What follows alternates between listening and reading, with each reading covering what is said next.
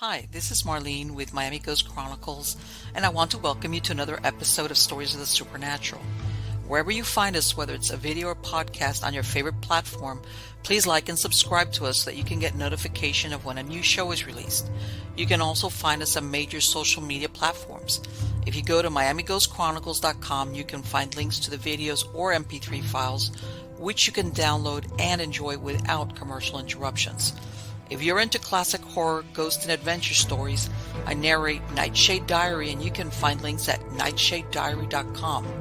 If scary stories are your bag, and listening to encounters with cryptids, ghosts, dogmen, and other weird creatures sends a shiver up your spine, then go to supernaturalstorytime.com for links to our weekly podcasts.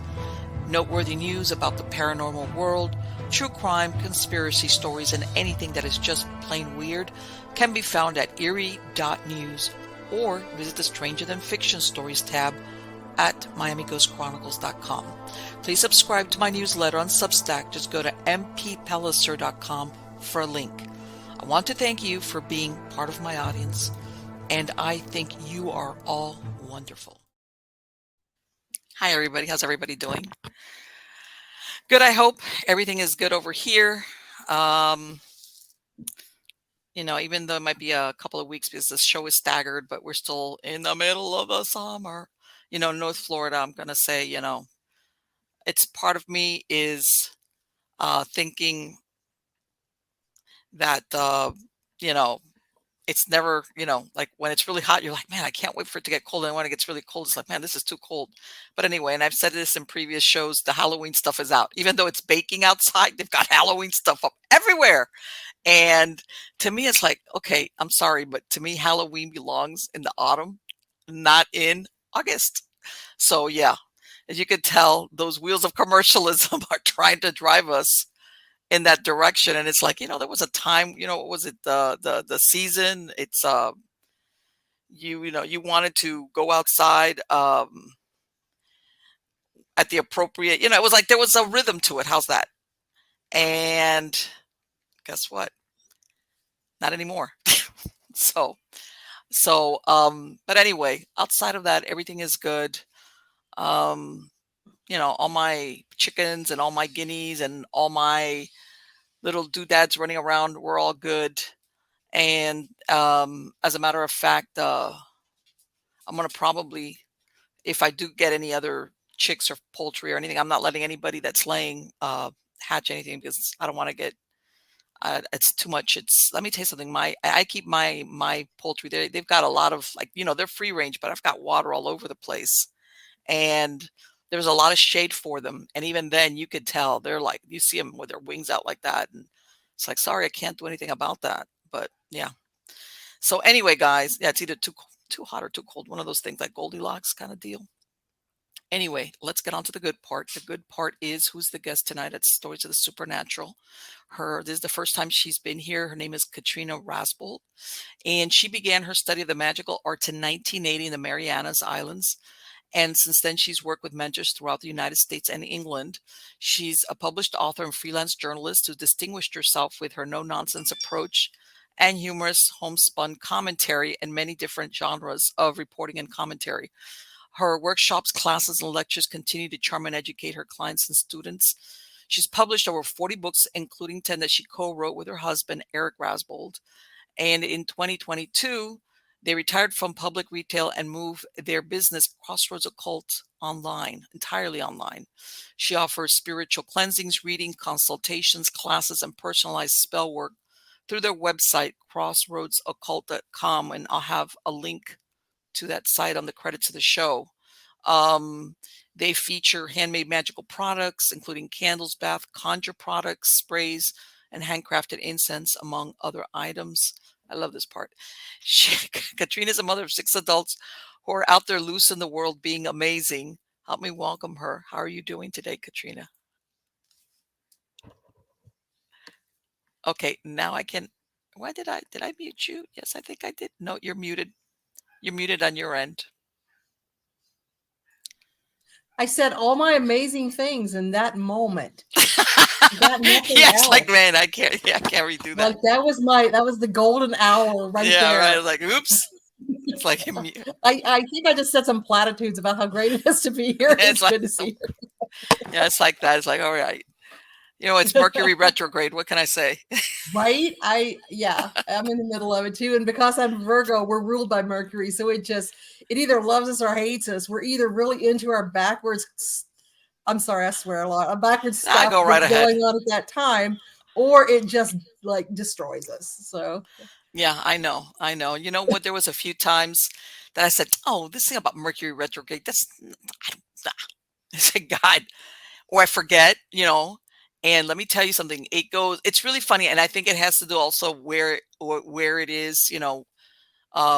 What degrees and all that. Whether you how affected you are by it. Because there's time it's minor, but there's other times that it's major stuff. Major stuff. it's So got a yeah, feel to it. It's got yeah. a feel. And there's stuff that just naturally goes wrong. And you're like, oh, that's bullshit. Right. It's gonna happen This no matter that's what. happens, that's happened. And then there's times that you're thinking that I know this vibe. And then you go, there's Yes. literally a website is mercuryretrograde.com. Yeah. Yeah, And, no, no, and it's there's stuff. I mean, let me see, I've gotten lost and I've lost flights leaving. I mean, you name it. There's stuff, how they always say if you got to do something like you got to double check, triple check what you're doing. And yeah, sometimes it's been like, wow, I should have stayed home, that kind of deal. should have stayed home, man. Yeah. So anyway, um you how did you get involved, or it says here that you started working as far as what in the Marianas. Did you grow up That's there? Guam. I was on Guam. Guam for 3 years. Yeah. That was, Okay. back when the earth was cooling, the dinosaurs roamed. And I had just married a military dude. And we went over there. And Uh-huh. it's an island that's 5 miles by 30 miles. So it's a Oh, tiny island. yes. But at the same time, the Chamorros are very, I don't want to say that they're entrenched in their culture, but it's very dear to them. They keep it Mm-hmm. at that time very active, and they had some pretty good mojo going on with some of the things that they did, and that kind of caught my eye. I'd always had a supernatural interest, but I was always just one of Okay. those people like, oh, let's read the ghost story, this is really interesting. Right. And so that kind of got me into the idea of the beginning of folk magic and what that's like. And from there, it was just following this Air Force guy over the world and seeing the different ways that people are connecting with spirit, depending Mm-hmm. on the culture, depending on the different ways that their ancestry led them to do it. And Sure. it was just it tore me up. It was fascinating. And here I am turning 62 next week, and it's still I can't get bored with it. And Oh, when I happy went to birthday. Guam, I was 16. So There you go. Wow, my God, you were a young bride. right, yeah, got married at 16, had a baby at Wow. 16, and I'm had telling my you. All last right. one at almost 40, so it was a long old road there. I know what you mean. I know what you mean. But yeah, it's let me ask you during this time, because when you're 16, your mind sees the world differently versus now. You're more receptive, but at the same time, I want to say you can be more gullible. How's that? You know what I'm Yeah, saying? that's fair. And then as you grow older, you're like, there's things that you hear that you go, that's really that's accurate, and that was BS. That was like Yeah, that was a lot of BS. And I've found that in a lot of these places, the folklore. I mean, they can have follow their folklore or their beliefs at the same time being modern. How's that? absolutely. And it always is that balance. And I think the only people who are completely enmeshed in the past are the people who are the my brain is stopping, the recreationists, the ones who Right, are recreating places from the past, the Ren Fair people, the right. Civil War people. They are enmeshed in the past. I can guarantee you that my family from Appalachia, if they had had a Bic lighter, they would have used it. Okay. Sure, of And so course. the introduction of technology and new things into a growing folk magic, a lot of these, and it's usually, I'm just going to be straight out, it's usually uppity Yeah, white people that get this yeah, impression that, oh, we must keep it all old and sacred in the way that it used to be. And yes, we want to maintain the sure. knowledge of those practices. But at the same time, we have to grow, we have to develop, we have to attune to what's happening now, Otherwise, we are unnatural and we will Sure. die. Well, you know what? I laugh because you know that there's a lot of these video games that sometimes the setting is like either, Dark Ages or one of those deals. And, some of these kids, and even though there's a lot of grown up people, but they get so enmeshed and they're like thinking, oh, if I could live back sword and stone times. And I'm like, sure. All right. The first time you're back there and, you're freezing or whatever, let's say, because it's usually, and all you've got is a little fire and you're like, shh, You got to poop and in a hole. oh yeah, and it's like, 2 minutes. right, and that people get this idea of this of what life was like in those times, and it's like it was rough, it was brutal. Reconstructionist, that's the word I was looking for. Okay, Reconstructionist. But it's true. And yeah, when I went to, after I left England was when I actually became involved with Wicca. And okay, it was so funny. I was in Southern California, in Victorville and Apple Valley area, and you've got these people that are darling, and I love them dearly. They're amazing people. Many of them are still in my life here, 40 years later. hmm But when they would go into ritual, all of a sudden they're picking up this affected British accent, and I'm thinking, man, you run the copier at Kinko's, Pete. You know? Oh my God, I'm sorry, I have And to laugh. no, it's true. And for me, and this is just me. Now, some people need to step into whether they're working ritual or they're doing folk magic or they're just moving energy or meditating or whatever. They need to Right, step into another persona. For me, it's about what am I doing magically? right, exactly, So I was never one of these people that had the craft name or right. Katrina Silversmith Wolfbang or anything like that.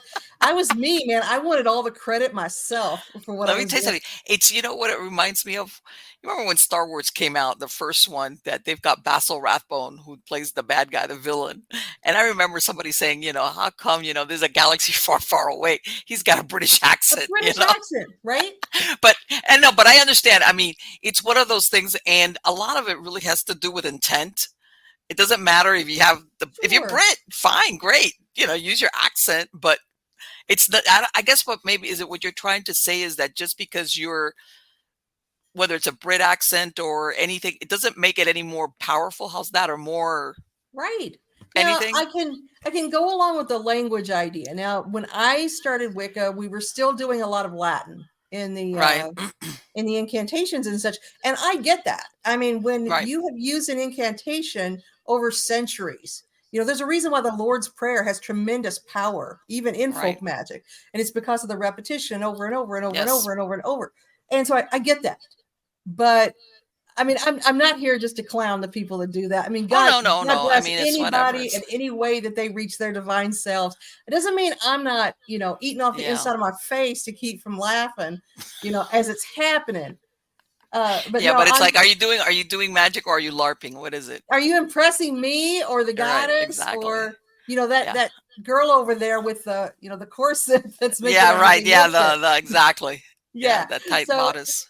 I'm fascinated by people, and this was an arena, being pagan, being a witch, now being professional witch. The people watching blows Right. away any mall that ever Oh, existed sure. in the United I believe States. it. I believe And it. the types of personalities you're going to meet, the cross sections are amazing. And I Mhm. think that's one, other than getting in touch with your own divine personal power, which most spiritual paths don't discuss. Right. um Other than that, I think just the different types of people is what's fascinated me the most. Yeah. And I think let me ask you, how's this? Do you think that have you run across people that get into that which is whether it's Wiccan or neo-paganism that they do it how can I sell you more for show than because they really actually believe in it? You understand what I'm saying? You know what? More before than Okay. now. Really? Okay. Yeah, they're still there. They're absolutely still there. And I run Okay. one of the big pagan festivals here on the West Coast, Pangaea. I'm the director of Okay. that. And so we get to see again a big cross section of people. But Mhm. back in the olden days, Right. there was a time when a lot of people were still on the edge of that. I don't want to say the crusty hippie movement or anything like that, but they Mm-hmm. wanted to startle people. They wanted Right, right. to That's what I'm thinking of. get an Yes. effect. And so that's Mm-hmm. when you got the people who had the big, Flava Flav pentacles that they're wearing and jamming into old ladies' faces in Yeah. Walmart and Yeah. are having very loud conversations about how we're doing ritual tomorrow night. And I Right. thought, if you were a real witch, Right. they would kill you for that. Right. To be the counter. Yeah, I want to be counterculture, even though if I really don't Exactly. believe it, this is the most I can, be. And I don't want to say offensive, but yeah, like you said, I want to see that startled look on your face, like Right.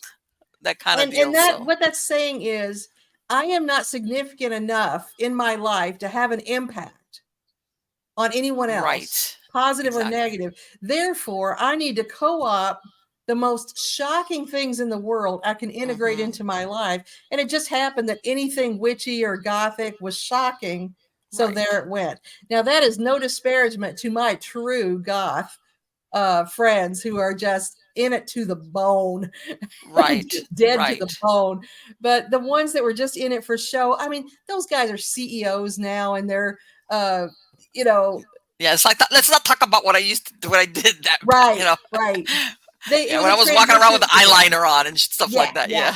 Yeah. It was something that they did. Now, did that express something in them and maybe get out some energy that they needed to Mm-hmm. push out there? Sure, it served its place, but Yeah, sure. admittedly, that was never me. I was the power greedy person that was just about, oh, look, I can make this candle blow up, or Right. can I get my light bill paid very quickly here?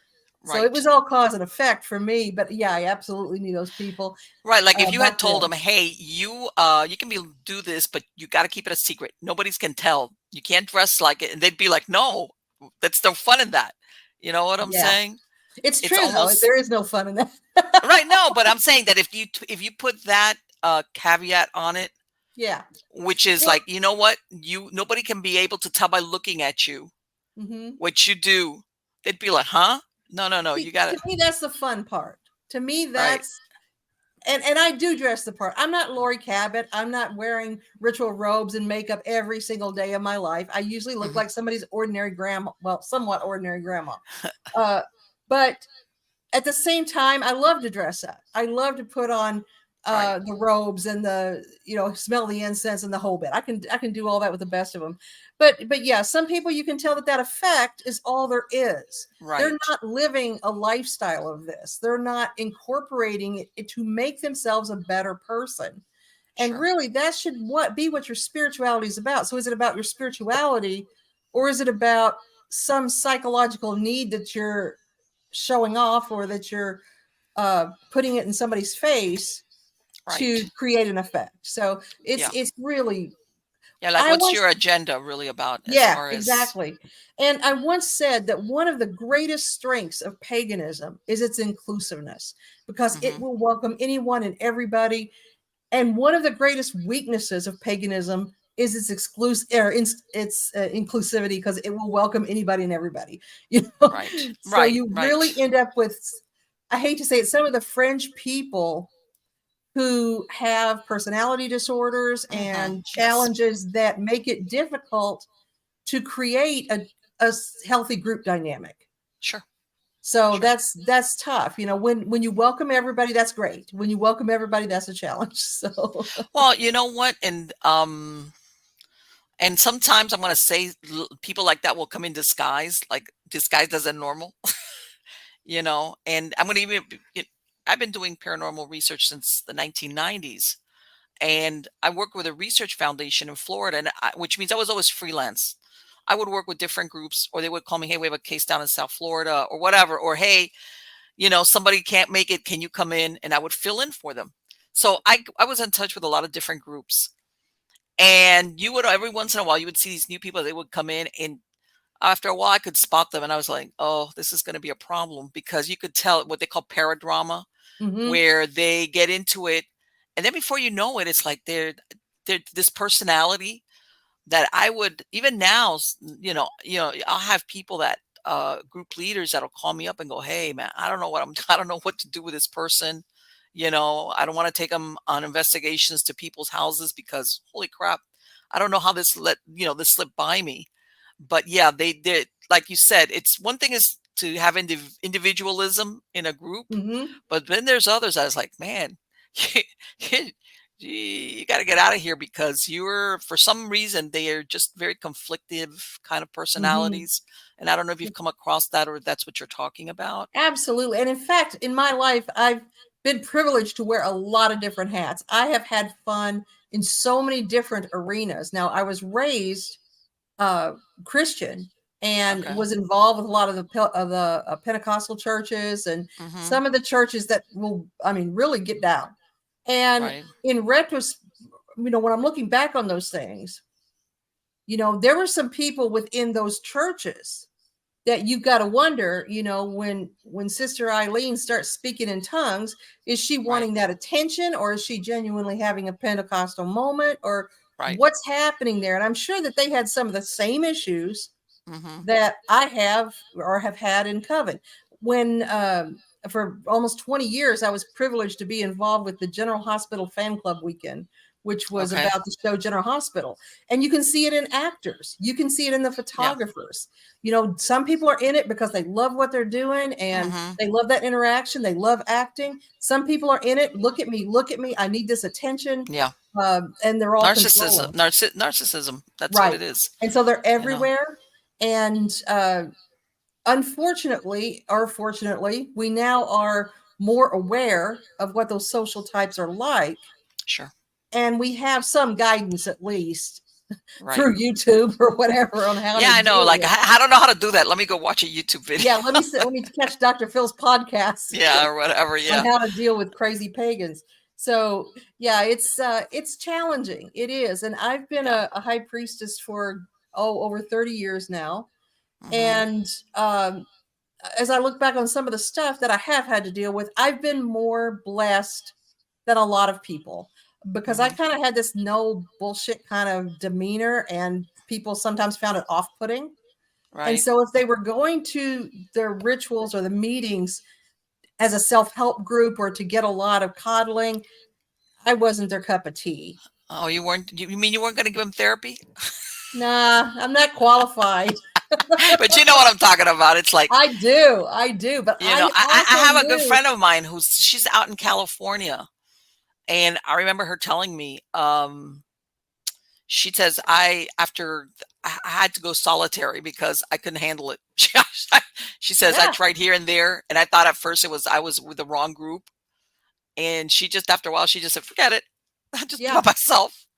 It's tough, Um, and they've all got the drama. They've all got the power play politics, and I was blessed that mine didn't. Now, one of the reasons that mine didn't, I believe, is that for the majority of the time that I was working as a high priestess, I was working with my current husband. We've been together 26 years, mhm, and so we had a dynamic established already, okay, and so everything sort of followed that, okay, and we were able to set a tone that was a little more balanced, and I was grateful for that, and that's been consistent. We still run a circle together, and I think that if I had been less settled, and during the times of my life when I was less settled, I probably attracted more of that element sure, of people. yeah, So I do right. think I that like understand. attracts like thing works Right, there. the energy you put out or the vibes you put out, it's like a magnet, whether we want it or not.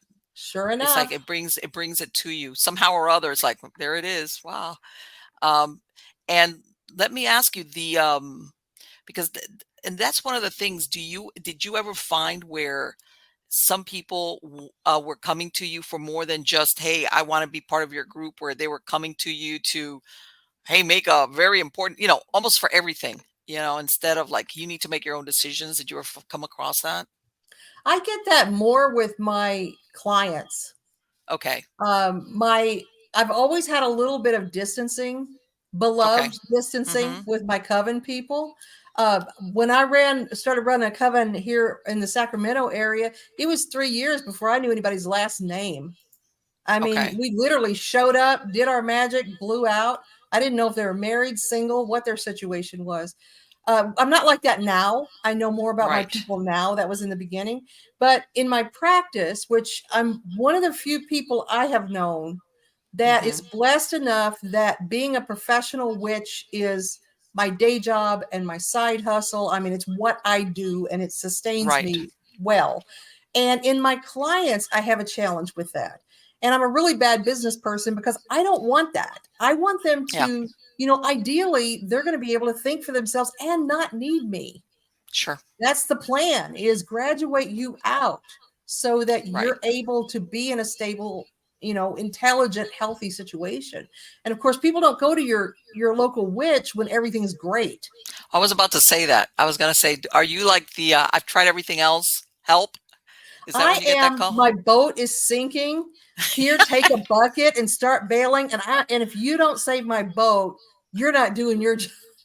Right. Yeah. Oh, what was it? All I've got is this red Dixie cup Yeah. to bail out the water. But yeah, let me ask you, and that's and that's I guess what you're talking about is what are their expectations as far as what you could do for them? Like you said, especially when they're like maybe in deep doo doo. Well, Um, yeah. what do you When tell you're them as far as like you know? the problem I have is that there's a lot of practitioners out there that will really blow smoke up their asses about what they can do Mm-hmm. Yes. and say, I can do this for you for $6,000. I can do this for you for Mm-hmm. $3,000. And so they're Yes. coming to me, I'm charging like 65 bucks and they're Yeah. saying, It's like yeah, so this person can do it. Why can't you? Well, because that person was lying to you to get your money. right. And Exactly. I'm very clear with expectations. Oh boy, I would say 80% of my client base is somebody saying, I need to get this person back, Oh, of course. or I need to get Absolutely. this person to fall in love Yes. with me, or Mm-hmm. this I'm dating this guy and he won't go to the next step. And Mm-hmm. I'm very clear with expectations. And it's never bothered me if that caused me to lose business, because I would Sure. rather be honest with somebody and say, look, what you're asking for is the power of a refrigerator. This candle I'm going to burn for you is a double A battery. Okay. We're going to Right. need a lot of double A batteries to Right. light Let up me this ask you thing. something. And do you come across with people, especially the like you said, like, hey, I want to get this person to come back to me, or one of those deals that when you listen to them, you kind of get this a feel like this person's not really into you kind of thing, and that you're thinking, okay, would you that they don't care if they're gonna have to do something to bring this person to them. As how's this? It's almost like this. I want to capture that person. I want to have that person. Yeah. Yeah, And it's scary. It's yeah, terrifying. yeah, And it's not it's terrifying for me, for the person who doesn't know that this right. person is contacting me trying to manipulate them. And it's Yes, scary for me looking at a human that has so little value in themselves yes. that they've got to force somebody to be with them who clearly doesn't want to be with Doesn't them. want to be with them, right? It's not a question of, oh, we had a fight, we had a little misunderstanding. It's like, no, No. don't you see this person is not into you, kind of And thing. I have to have that conversation with people all the time. We're Yeah. talking 2-3 times a week of, Yes. listen, we're burning these candles because he has straight out said, I do not want to be in a committed relationship. You're trying Right. to push him into being in a committed relationship. Gee, that's why your candle's black, Missy. And that's why it's Exactly. not going to happen. Well, aren't you magic? Yeah, but Right. Right. And then how's that? That question about free will? Like yeah. it's like they didn't get the memo on that. Well, and what's going to happen, right? Even if, let's say that, okay, I'm pushing energy at this person Mm-hmm. and they have a moment of weakness because of this Right. energy and they start to feel like they want to be committed to this person. That's one candle. That candle's going to burn for 3 days. They're going to catch the energy at the height of that Right. burn. They will always return to their baseline thinking. Sure. And so, Yeah. what are you going to do? Burn candles till you die? Well, No. it's like, yeah, and you're not gonna get, you might get a booty call out of this Right. instead of that lifelong commitment that you supposedly want. Like you said, at that moment they'll just cave in, and then Yeah. it's like, yeah. And And I that's always tell them, do you know, with all this energy that we're using to put mhm. toward this one person who does not want you, being with you. We could take that energy and put it toward drawing somebody Sure. to you that really thinks you hung the moon and the stars in the sky, loves you, wants to be with you, it's on the same page relationship wise. No, let's just burn some more candles for Reginald. Yes, I've run across personalities like that that talk about crash and burn, Mm-hmm. and that, for lack of a better word, they're obsessive about people or about results and things like that. Oh yeah. And unfortunately, some of them I know have gone that route of spending thousands of dollars, Yeah. on I want to have that person no matter what. You And that's know, why it's so important to me to tell them, look, I'm your girl. I'll do it for you. You are not going to see the results you want to see. But right. sometimes they need to feel like they did everything they could to make that happen. And if I'm not the one doing it for them, they will find somebody who will do it. And my thought is, I know I can do it with integrity. I know I can do it in a way that doesn't trip them up in Let some me way. ask you something. Have you ever had, I'm sure it sounds like you have. Have you ever had to tell them after X amount of time, I told you so? I have never had that come out of my mouth. I really Really? haven't. You They haven't had to they'll tell them? they'll Like, cry, hey, you. because there's better ways to say it. Please reference Oh, okay. previous email. All right. Okay, I was just being there Yeah, like, I told you so. as per my email of 4 years ago. You know what? How about the other thing? How about the people, that how they say there's a thin line between love and hate? Have you ever had the one that's like, now I used to love this person a lot, and now I want to like put him 6 feet under, I want him to Oh, fall off the have side I of a ever cliff. had the, I don't know, 3 or 400? Yes. People would be terrified if they knew how often somebody wants to kill them with a candle. It happens all the time. And I'm just Yeah, staring at these people. Now, there was a time for about 8 years that my husband and I had a brick and mortar store. So you right. had people walking in off the street Yeah. and just collapsing into a chair beside you while you're working on something really intently behind a door that says private. And they'll just come into your office, sit down, and big sigh and start dumping their life story on you and Hmm. telling you why this person needs to die. And it's the hair goes up on the back of my Right. neck. And Yes. I don't do that kind of work. I don't do work Right. that will break Right. people up, and I don't do work that will harm people. But I'm still asked all the time, and well, why don't you do that?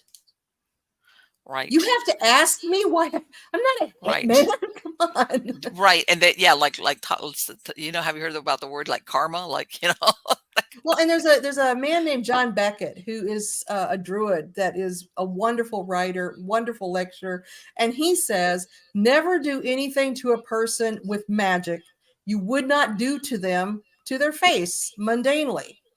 right. And I see people all the time that want me to break up this couple or break up that couple.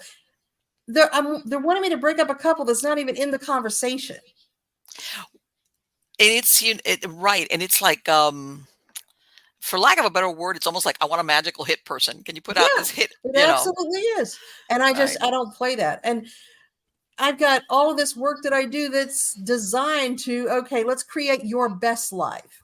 Let's extricate you from this painful situation and Hmm. put you on a path to find real love that's healthy. Right. Let's work on getting you a job that you don't hate. No, I want so and so and so and so to leave this job and not be employed here anymore.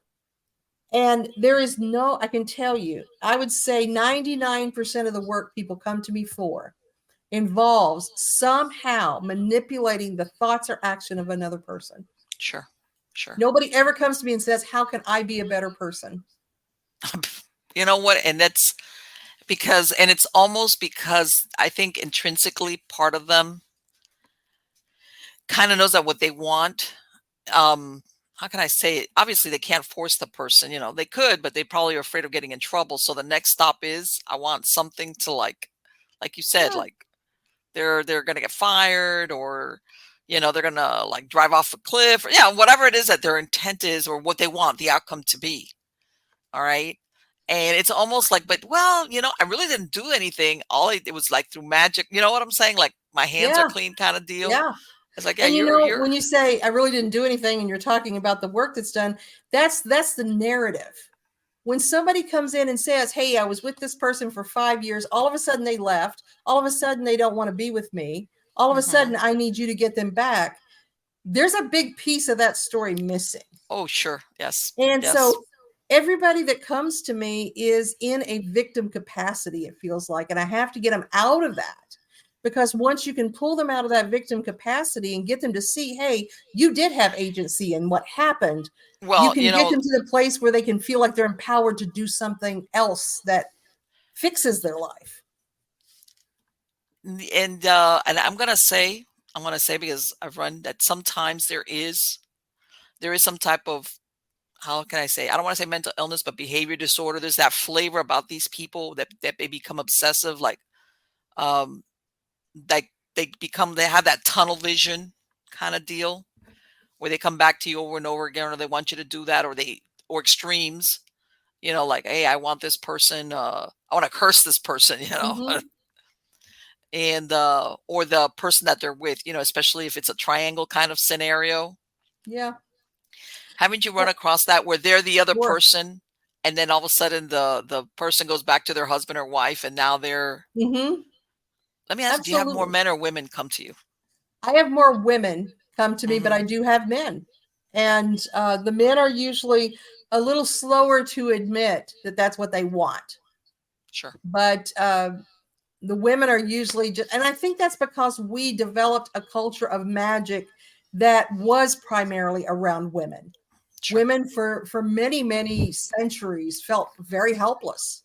And so magic was a place where they could use some power to get what they wanted when the world was stacked against them to have any kind of Right. power.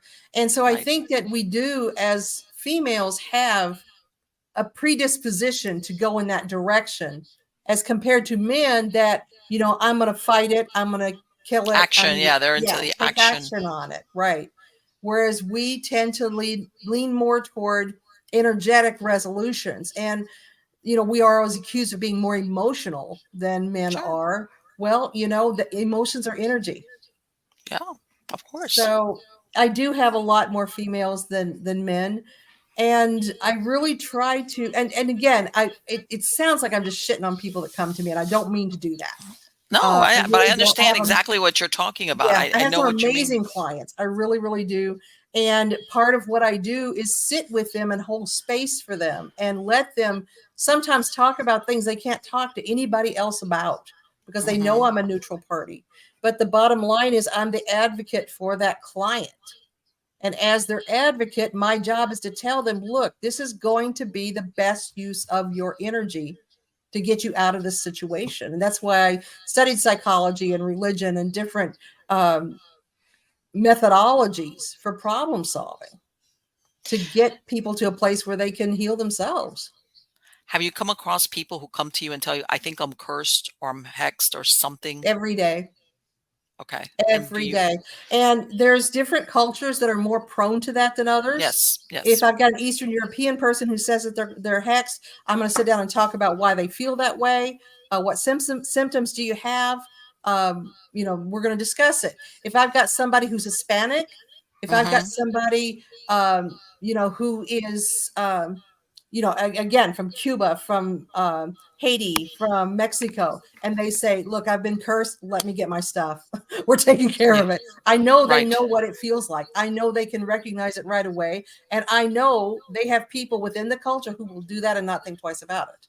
Oh, yes. So Yes. I different mean, I cultures are was born and more raised in Miami, and believe right. me, I've seen. And what's really funny is sometimes like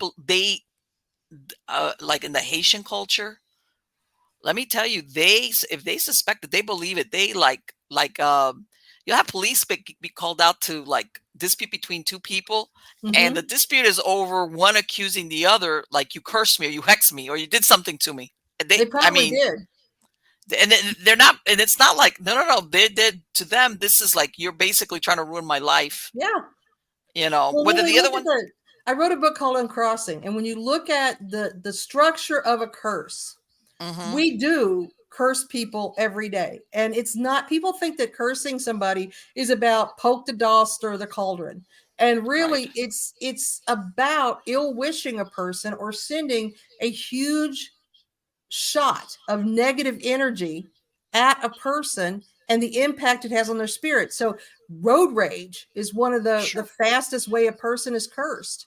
So if an adult has never had a spiritual cleansing, they probably have several curses built up in them that are impacting their life in some way. So yeah, I mean, there's a reason why in our language, when we say we use cursing as an alternate for swearing, and Right. there's a reason for that, God damn it, or God damn you, or, Yeah. F you, or whatever it might be. Yes. That's a curse, but it's also a curse. It's hurtling huge negativity toward a person. Let me ask you. Well, I'm going to ask you this. Is there, how's this?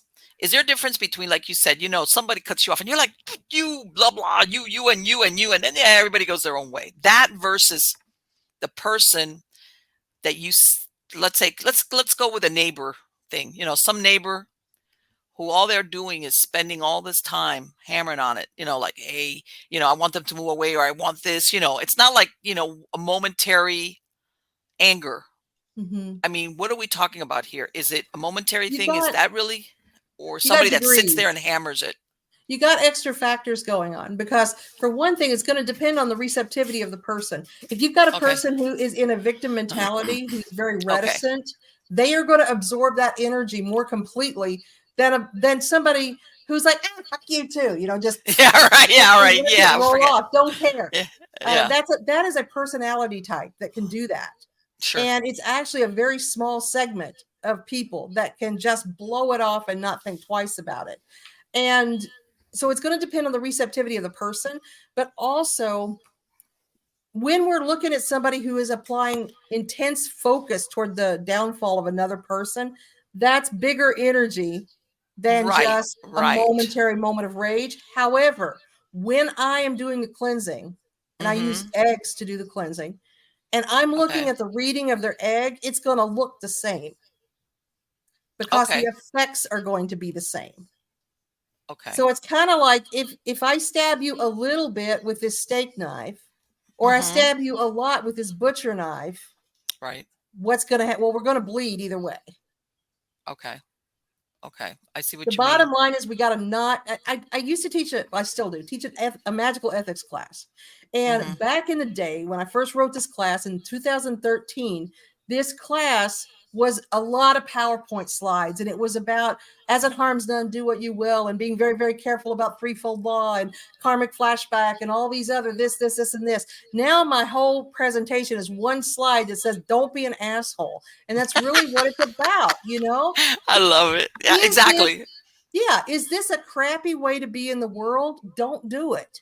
If you are Right. defending yourself, if you're creating a boundary and Mm-hmm. defending yourself from somebody who's a narcissist or somebody who has borderline personality disorder or somebody who is constantly impacting you in a negative way, and you're setting a boundary of Right. defense, that's different. But if you're Right. trying to monkey around in somebody else's life to achieve an effect that you want to see them do, you're an asshole. Right. Right. Because you're And trying to manipulate things yeah, a certain way for your benefit. Let me ask you right. something. Let's say in the case of what you just described, you've got this, let's go with a coworker scenario. You've got a coworker who's a jerk, her, him, whatever, jerk. And to the point, not like a jerk, like, because wherever you go, you're going to find jerks, but Mm-hmm. somebody that is really gunning Yeah. for you for some reason. And you do something to protect yourself. All right. Mm-hmm. But you leave it open ended. How that works out towards that person is basically hands off. Yep. Jesus said no. I mean, that's really what it comes down Okay. to. All If right. you're and you're entitled to defend yourself. Sure. And that's where people get all bunged up about the ideas of karma or the idea of threefold law and all of these religious constructs that create reaction, cause and effect. Mm-hmm. If you're defending yourself magically, that is a whole other thing. And really, I mean, if you walk into your house and Right. somebody is attacking your child, you are Exactly. going to use anything in that house as a weapon Yes. to stop Yes. that from happening. And it's the same thing with your Exactly. energy. And if you are under attack, you have the right to create safety for yourself. That is something different than maliciously saying, well, I don't like how they're growing their grass. They're going to have to leave. You know what? I laugh, but there's people out there that are like that, Yeah. right? You there's people out there um that you think, well, that's a little bit over the top there, but there's people that control is everything to them. All right, Yeah. including controlling the neighbor. Like, hey, you're that grass, you let it grow half an inch too much, Right. HOA, and HOA. one of Yeah, the all things I had to, HOAs are run by people like that. yeah, one of the things I had to learn very quickly and the hard way is when somebody comes to me, and when I was a baby witch, just starting out in doing work for people professionally, I wanted to help everybody. I wanted to just breastfeed the world with energy. I want to take care of Yeah. all you people. And if somebody came to me, I was spending time with them, I'm listening, and I'm going to battle with these folks. And I had to learn the hard way that you're hearing one part of the story. It's a Hmm. part of the story that is 99% chance not accurate because it's Sure. only their side. And the way I learned this is I had a girl come to me. She'd been dating a guy. She really liked him. And she Hmm. really just wanted him to feel a little bit more for her, be a little more into her. I can do that. Sure, let's do some bewitching candles and get you glammed up a little bit, girl. And Hmm. so I worked and worked and worked and worked. And so then she starts saying, well, he's paying a little more attention. Let's up it. I'd like to, try to get him to propose. So we get into a little bit heavier stuff. And again, this is in the beginning when I first started. After a few months of this, it just happened by chance that a guy came into the store Oh my God. and he said, I really need some help. I don't know what to do. Okay, well, sit down in my chair and talk to me about it. And he said, there's this person that I met online dating. I dated them once. And I I really just I got the feeling that they were not on the same page with me as far as relationships and what we wanted, and I wasn't into them. They kind of scared me a little bit, so I didn't call them back, and now this person's stalking me. She's come to my work, she's calling my Oh. work, she's at my house, she parks outside of it. It's been months. I don't know what to do. I've blocked her. I've tried to get restraining orders, but I can't because she hasn't harmed me. I just need her to go away. And I said, well, sure, I can work on that. No problem. But I'll need a picture of her so I can focus. And it's Oh. that girl. I was about to say, and drum Yeah. roll. And I'm like, oh. And so You're again, like, from oh, her perspective, sure. she just likes this guy and wants him to pay attention to her. All right, and and From you're his thinking, oh, yeah, she just they have a good relationship, and she wants to get a ring on her that's finger. right. But what is nice, and I did work for him. Now that was a total conflict of interest. Don't get me wrong. That was Right? No, completely but at the same unethical. time, it's like, yeah, But I was undoing a mistake that I made as a sure, rookie witch. And I needed that lesson. I needed to understand that there's a big picture I have to look at when somebody's talking to me. And yes. so I really try to do that. And I always try to gear them toward a more positive outcome than they're going to get if I do what they ask me to do. Let me ask you, Katrina, have you ever had somebody, and I know you don't have your shop open, but before or even now online, somebody that's come to you and they've got something really dark with them that you're saying, wow, this is like beyond me. Have you ever had that Yeah, I experience? refer people out all the time. When I was younger, I did the exorcisms, I did the house Mm-hmm. clearings and the poltergeist relocations and all that, fancying myself as John Constantine with a cigarette hanging Yeah. out. Where is that? Covered it with a mirror. But Yeah. Uh-huh. I just got too old for it.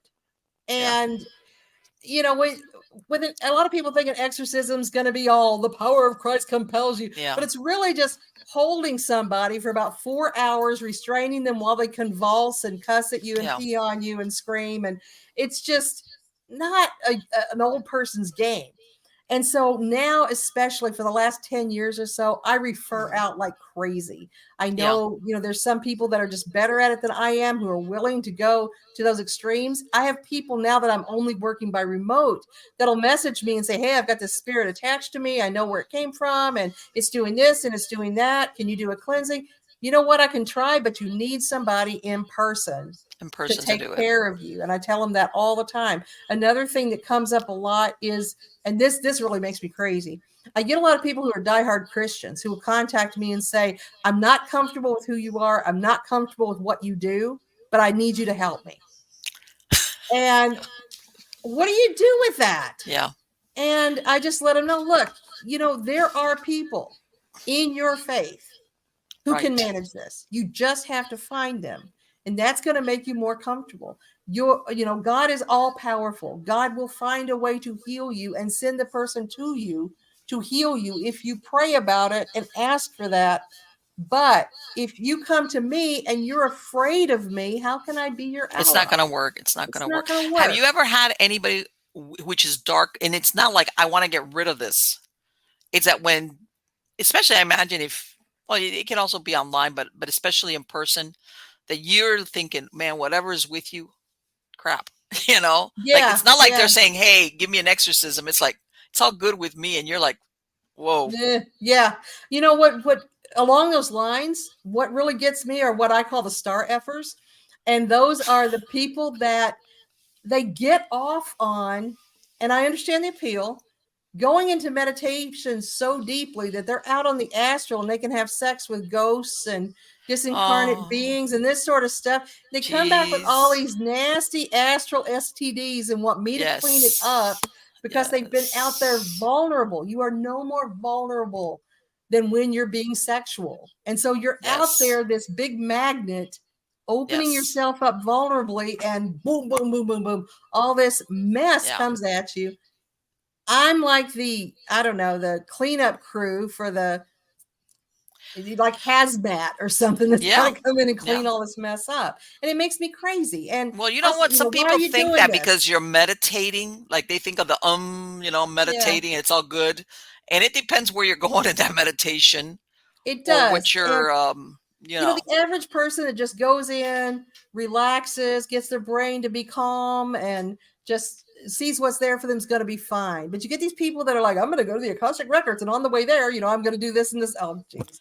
You, right. Yes. yeah, it's exhausting. And it's You'll exhausting. even have accounts of people that have been like remote viewers, Yeah, and in other words, that's what whether they were in the military or anything, and they themselves will say, hey, when you go out there, you got to be really careful yeah. what you encounter when you're trying to do that remote viewing because of the nasty entities that you could encounter there. And you're turning into a beacon for them. Yes. When you go out there with your little dumbass self, like, oh, hi, everybody, I'm here. They're all going to come flying into you. Yes. And I've had one girl say, oh, they're just so charming, though. Well, yeah. Mm-hmm. If they come at you like this great big beast, you're not going to welcome them in. Sure. And And it's it's just, almost like that vampire thing.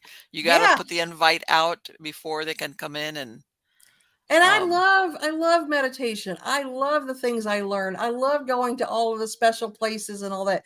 But you got to learn what you do, and you got to be careful. And I have never seen positive outcomes from having a ghost lover or uh, no. having people on the astral that you're intimate with. I have Right. had a couple of them that had partners that passed, that Right. they are connecting with the partners after the partner died, and that seems to fulfill something in them. But I found from a psychological standpoint, it keeps them from moving on as well, and Yes, it having does. any It sort of does. life. So I'm always careful about people that do that, because I want to be respectful of that relationship they have, while Yeah. still encouraging them, hey, you're still here, and there are life experiences here still waiting for you. Well, I did alternative hypnotherapist. I was a hypnotherapist for many years, and I worked with spiritual attachments. And you would run across like exactly like what you described, widow, widower, or not even.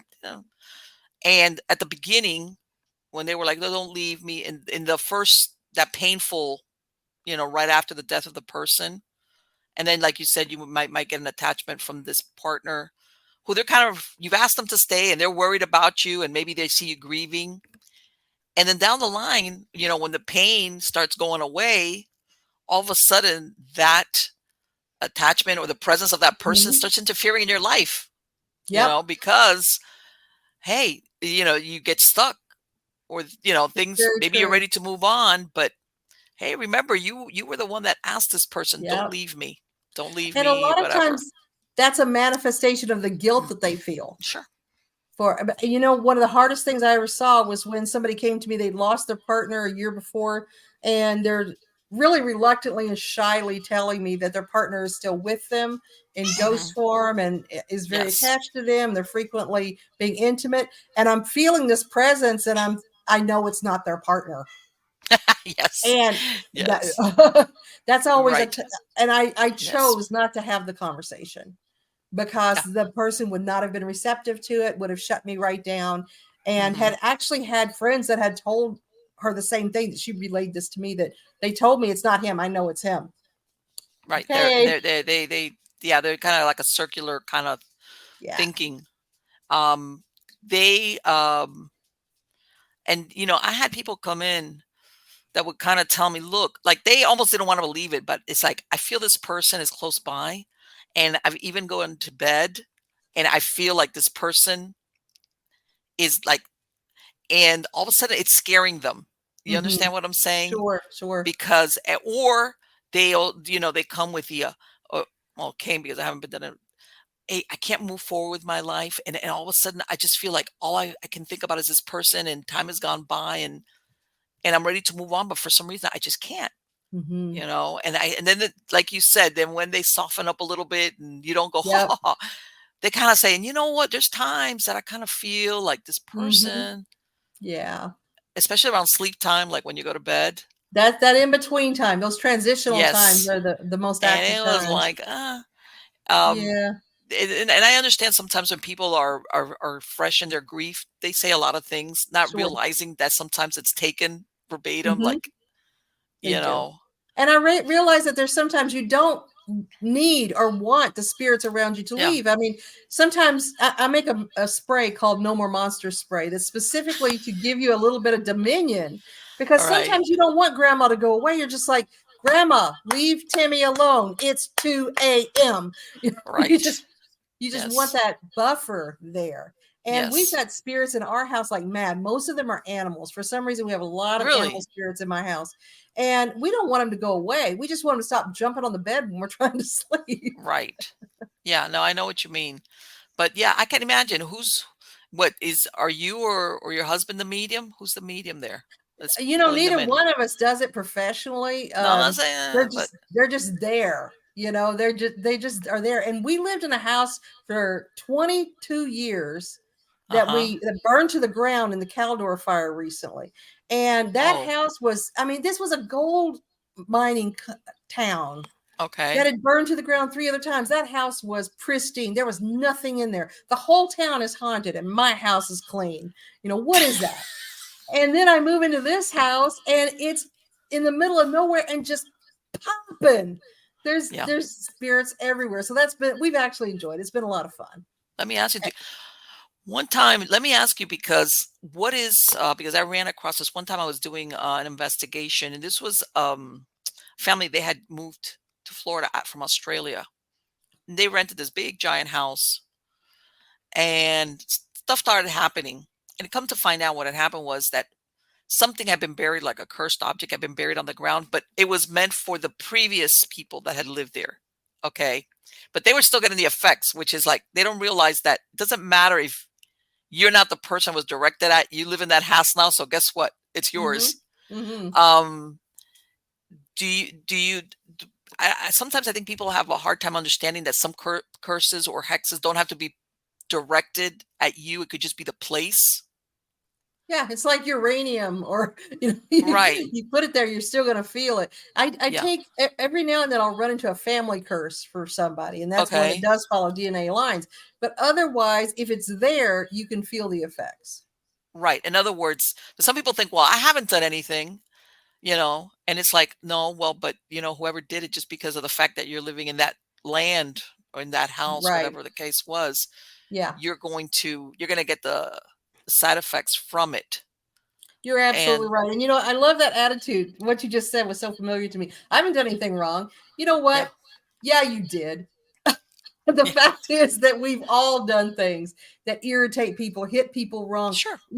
banged our cart into somebody accidentally in Walmart who is schizophrenic and thinks that something else just happened. Sure. And we're always on the line of fire for that sort of thing. So if there's something buried in your walls, in your house, Hmm. yeah, you'll absolutely feel it. Pick up something you shopped at the thrift store that has something attached Oh to it. my God, that's my favorite subject right there. Yeah, I tell that's everybody, awesome. you know how people leave now, besides the thrift shop or the garage sale, they'll just leave stuff on the curb. Mm-hmm. And I mean, I've done investigations on attachments, and I said, you know what? Everybody thinks of things of old stuff, like the creepy doll or something, the being haunted. I Yeah, go, it could be be quiet, you guys. It could be the most innocuous thing yeah, your that somebody left blender. on the Yeah, right on the whatever on the curb, and then you what a great find. And it's like you have to be really careful when you take things in because it doesn't have to be creepy looking for it to become creepy. you know what? And One of the biggest things that we really, over the time we had the stores, kept running into were mirrors. People constantly oh, brought mirrors to us to clean. And especially old mirrors, those things are uh-huh. witnesses. They see everything. Okay. And so, just mugwort those things out and they're fine. But Right. yeah, we used to always get mirrors and yeah, it's never the creepy doll. It's never the clown doll. It's It's like, always something stupid like the cast iron skillet or yes. the pillow Yes. that was on the couch of somebody that was murdered. Well, and I've even, and I'm sure maybe I don't know if you've done house cleansings. I've told people, you know what, you could go and buy or rent a house, property, an apartment, whatever, and it's all painted and scrubbed and it's nice.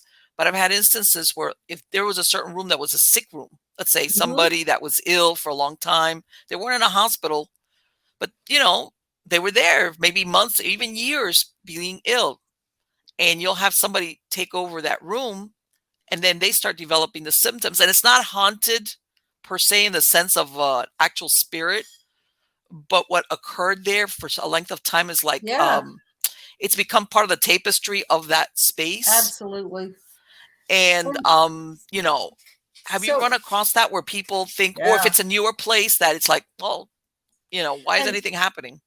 when somebody is ill or at the moment an impact of an injury, Hmm. at that moment, just like with sexuality, they're extremely vulnerable. When somebody's under general anesthesia and being Yes. cut into, they're very vulnerable. And so when you're talking about a sick room situation, you may be also talking about somebody that has been in and out of the hospital. And Yes. hospitals are a hotbed Oh my for God, yes. attachments. And so you've got not only the fact that somebody is in peril in a room and Hmm. vulnerable in a room and therefore attracting in spirits.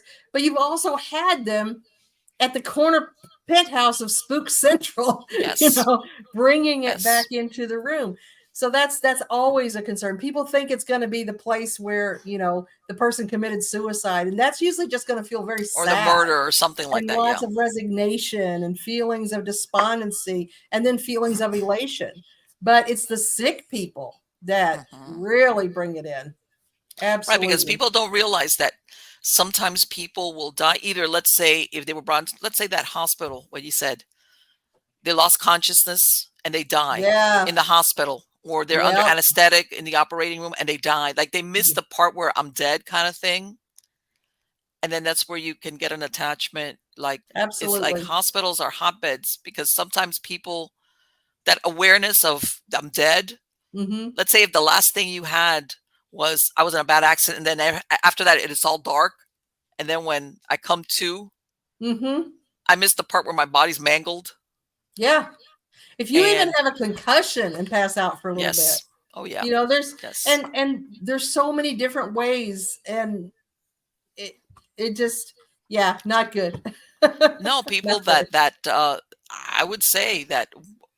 Well, let's not even go into funeral homes, like, but yeah, the a lot of these things. Sometimes people, I think also, what do you, what would you recommend? Because I've heard that usually it's easier to get an attachment or something if your aura is either weak or thinned out. Usually it's going to be the obvious things that will make Hmm. that susceptible. It's going to be illness, it's going to be injury, it's going to be Depression will do it as well. Yes. Um, but also, I mean, we can get an attachment just bebopping through the store.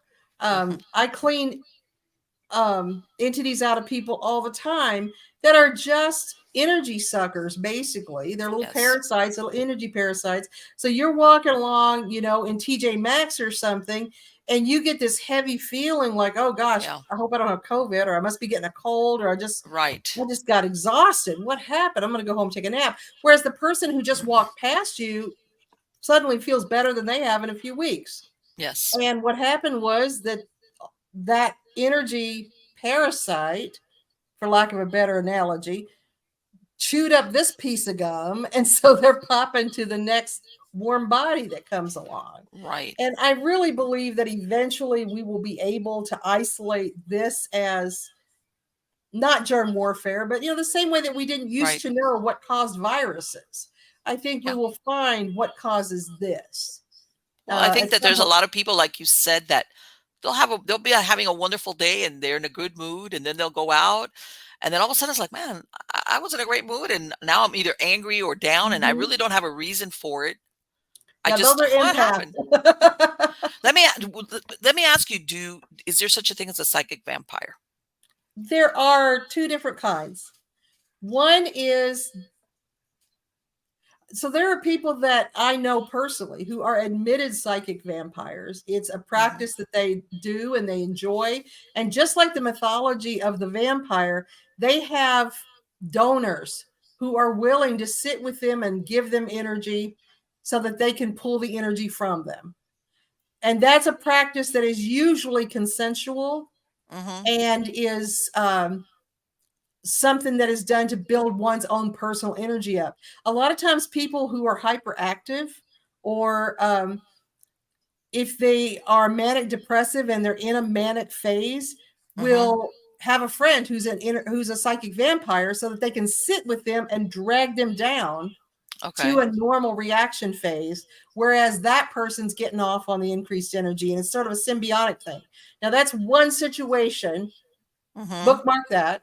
Then we Right. have the people who are just energy black holes, that whether Right. they intend to or not, oh my God, it's like it's the Colin Robinson of what we do in the Oh my shadows. God, you read my mind. You're just talking to him, and all the life is Yeah. just leaving you. Yeah.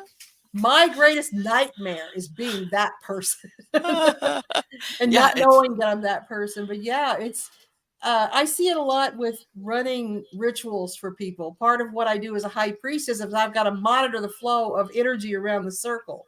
And sometimes you'll see that the energy is just zooming around the circle until it hits this one person, and then it tanks.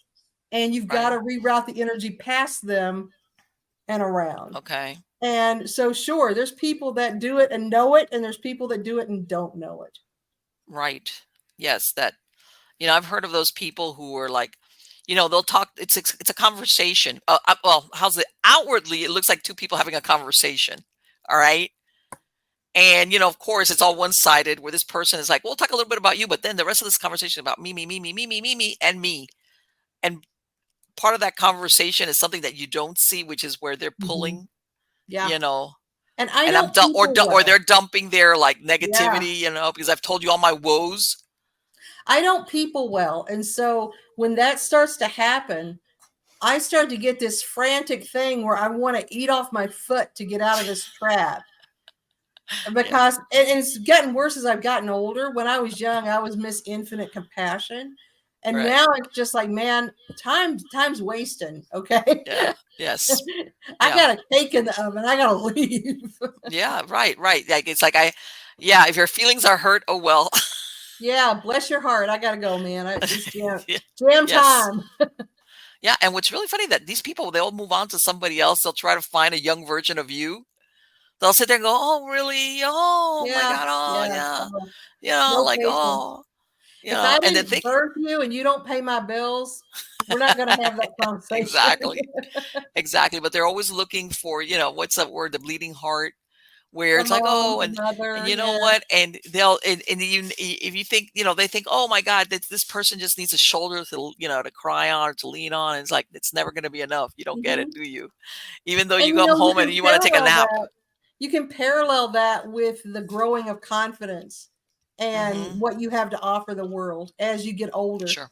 Because Yes. when you're younger, you're not quite seated in that. You don't really know what your currency is, and so you start Yes. using your attention and your kindness and your compassion as currency rather Mhm. than a genuine part of who you are. And it's not a bad thing. It's not in any way deplorable. I mean, it's just a thing that we do, is that we have this infinite amount of energy for people when we're younger because of that, while we find our place. But once we find our place, we get a little bit stingier with the Well, no, energy. I believe it, and I know this is like an extreme. It's almost like an act of self-preservation where there's a point, and like you said, as you get older, you develop these boundaries better.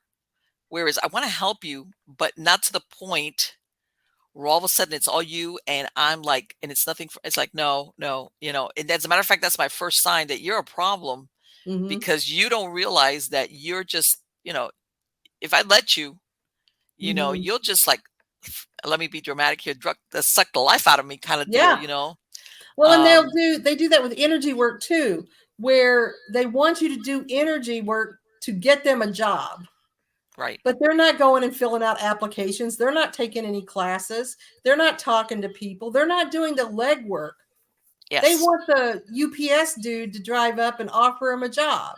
You've got to Right. be able to do as above, so below, as they say. You've got to Hmm. put physical energy and practical work behind what you're Right. doing. It's a marriage, and people aren't willing to do that. They don't want to do the hard work. They just want this to be a cop out so they don't have to Well, you remember get back when dirty. The Secret came out, I think it was like in '07. Oh But gosh. there was a lot of people were Really? poo-pooing it because they were thinking, "Hey, I'm gonna sit on the sofa Mm-hmm. and, like you said, I'm gonna get on the knock on the door and whatever it is." And it's like, you missed the whole point of the whole thing, you That know? whole positive positivity or toxic positivity thing Yeah. just, it makes me crazy. The Yes. Secret was just, oh god, that's just so precious. I loved the Celestine Prophecy, but Yes. when we got into even laws of attraction gets a little Mhm. bit weird for me sometimes, because it really, a lot of the premise is, if you, and Nexium did this too, the cult Nexium, Yes. where if you have something bad happening to you, it's because you drew that to you. Oh, yeah. And yeah, so Believe it or not, yes, Scientology also has that flavor to it, they sure you do. know, where, but yeah, but how can I say it? My thing was that a lot of this, it was like, yeah, I understand the mindset. Absolutely, your mindset is going to help. Like we say, the attraction, the vibes. But Hmm. like you were explaining, unless you get up and do something, do it. Like whatever you said, whether it's fill out applications or make phone calls or I don't know, whatever you want. If you don't do that, you're gonna be Hmm. disappointed, of course. Or You have know, the conversation with the guy that hmm says, I'm looking for a committed relationship. That's what I want. If you right? aren't on the horse, let's go. I'll find somebody else. Sure. Have the currency of your worth to say, I'm better than this. I Well, don't need to sit around and wait for you to decide to be somebody you're not, so that right, I and can then have the and they relationship I wanna want. like, and then I guess that's when they come up. They Hmm. approach you and they wanna like whatever, make that person the person. Um, Yeah. and you know what? And this is down the psychology thing where a lot of these people basically they're reenacting stuff from their childhood or No very doubt. young Absolutely. relationship, and that's why it's got to be that person because that person is exactly that emotionally and maybe not physically like that person I was trying to resolve it with. And the nice guy, like you said, that will get married and do the right thing. Hmm. I'm not attracted to that because Right. I need that SOB so that I can resolve this thing. I gotta, yeah, my abandonment issues are not going Right. to be resolved by somebody who will be with me. Exactly. That nice guy that you just described, which is like, hey, he's going to marry you and do Who's right by you. boring, and yeah. Right. Yeah. Boring. Yeah, exactly. Like, as a matter of fact, I heard that once you get out of, those, you've heard of those people that say, oh my God, I can't believe I ended up with the same man or the same woman, like that same Hmm. all over. They say, look, from now on, you should get a matchmaker or a friend don't go with a person you're attracted to, because that's, get somebody else to do the choosing for you, Wingman, yeah. so that you don't end up with that same thing, like, I can't believe I got the same Yep. guy all over again. I had one of my clients say to me, I don't understand. And this is somebody I knew who was a friend of mine that was also, doing work for. And she said, I don't, just all wide eyed and confused. I don't understand why every man I date, every man I meet is an alcoholic. I'm like, because It's you like pick them up in bars. that usually that works that way. Yeah. If you go to a library and pick somebody up, you got a better chance. Of course, of course. And I had one time, I had clients that they would come to me, and they were women. They would be hitting 30, and they hadn't gotten married, and they would tell me, you know what? They were successful, by the way. Everything else in their life, they were very successful Yeah. career wise and everything. And, but they were that type of life, the person that lives life like with a checklist kind of deal. And they would tell me, you know what? I've had these relationships, but we end up being friends. And I said, because they were Mm-hmm. so scared of meeting somebody that would make them feel out of control, Mm-hmm. that even from the get-go, even though originally there was that, that attraction, it's Mm-hmm. like you always knew this was a safe bet. And, that they were so scared of being out of control, like in love, Yeah. that here they were 30 years old, and that part of their life, which is like, I want to have a family, I want to have kids, I've Mm-hmm. done everything. It's like, I would tell them, okay, well, that's why you end up being friends with all your exes, because that was the safe bet. Yeah. Emotionally, you knew, I like you, I'm into you, but I'm not in love Yep. with you. And And seems like the older that you get, the harder it is to blend your life in with somebody sure, else's of course, and have any matter of control. of course, there's a lot of other factors that come in. Previous marriages, children, blended family. Yeah, it gets a lot more complicated. It sure Um, does. Let me ask you, what would you be your advice? And you know, with this thing of technology, this right here, which is wonderful. Don't get me wrong. It's great. I'm stuck. Hey, I got a flat tire. But at the same time, it's almost put like I don't want to say a barrier, but I think that human beings, we need the face to face contact with people. You know, Even if you're going to, let's say, to a concert, any place, there's Mm-hmm. we're social animals. There are ways that it's made us more Okay. social, but it's Right. made us more social almost in a narcissistic way. Right. Because it's about, look at what I'm eating and look at what I'm doing and look at my legs against the sunset. And it's, look at me, look at me, look at me, look at me, Yes. look at me. There's never been a time in history that No, we've there taken more isn't. photographs ever. I believe it. And even the selfie is about ourself. Let me tell you something. And If I so have to see one more picture of somebody like this going, I'll vomit. it's Okay. very much a self-based relationship that we're having with people. But Right. I mean, there's no doubt that it's a blessing for people that can't get out, or for people who are neurodivergent to the point that they can't be around people very much. It keeps them social. It keeps them uh, people checking on them and being interactive. So there are excellent points to it. But there's also, as you said, it can be used as a cop out, so that, oh, I just don't want to go out today. And you Right. can say that for 6 months and not Yes. see another human, especially if you're Right. one of the people that's still fortunate enough to work from home. Yeah. So, Oh, it's it's a great for the blessing and it's a curse. introverts. For the It introverts, really. it's like, oh, this is wonderful. But I think that um down the line, it's like, put on your big boy pants or big girl pants, and you got to go out there. What is it? To kiss a few Mm-hmm. frogs. Yeah. Before you find the whatever. So let me in my what I was coming to, Katrina, is that despite all the technology, computers, the phone, that everything, that you're being checked on and everything, that some people seem to dismiss also the power of magic in this world. Okay. That Mm-hmm. what's done is not uh cannot be controlled by this. How's that? I think it depends on what bubble you live in. All right. Because one of the things where magic really changed because of technology, Mm-hmm. an example is this: in 1999, a woman named Gail Detmar out here in Sacramento created the first Sacramento Pagan Pride Festival.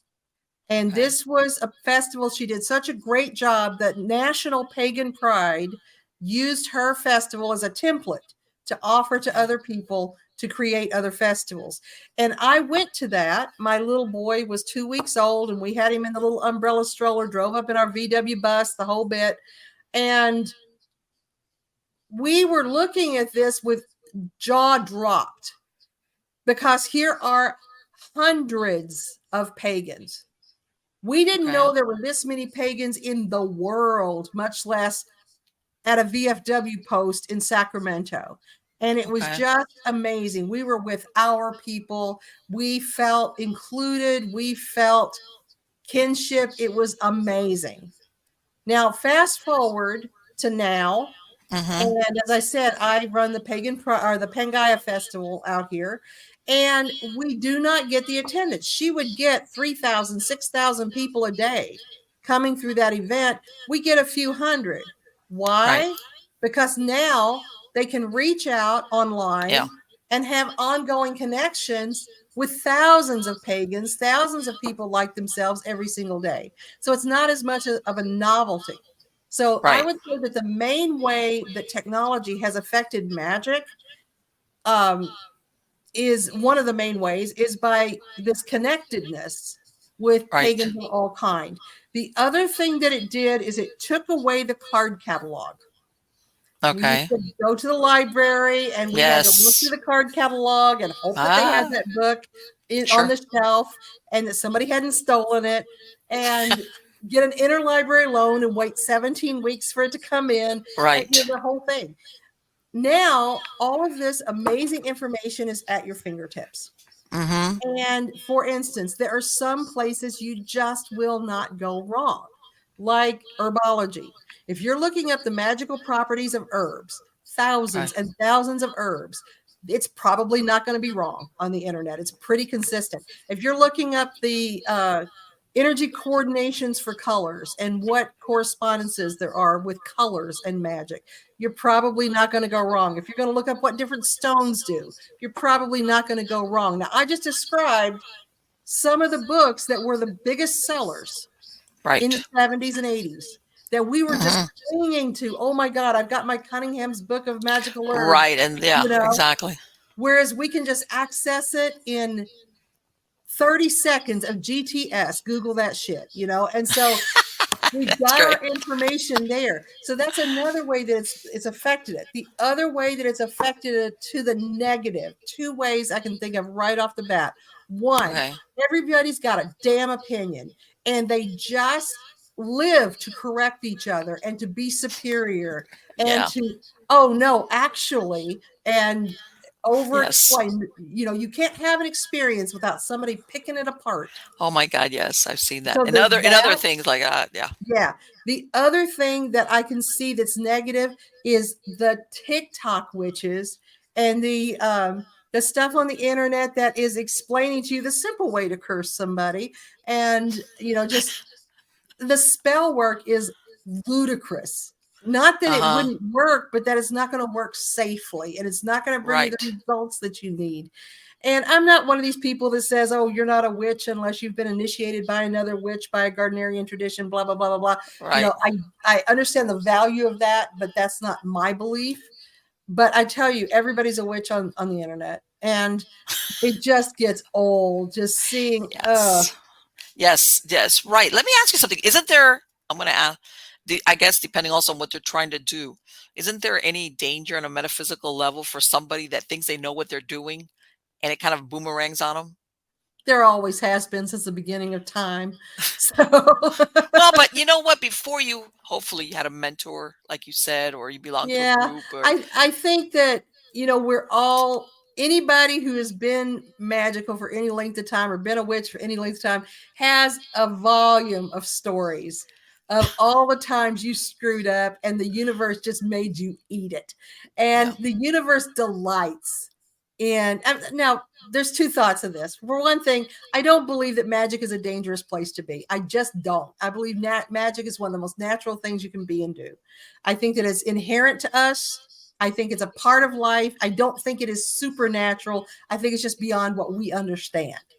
And so Right. I love magic and energy, and I don't encourage people to approach it fearfully or as though the universe is just waiting to trip you up. I don't think Okay. that's true. And I don't think, oh, magic comes at a price, dearie. I don't think that's true either.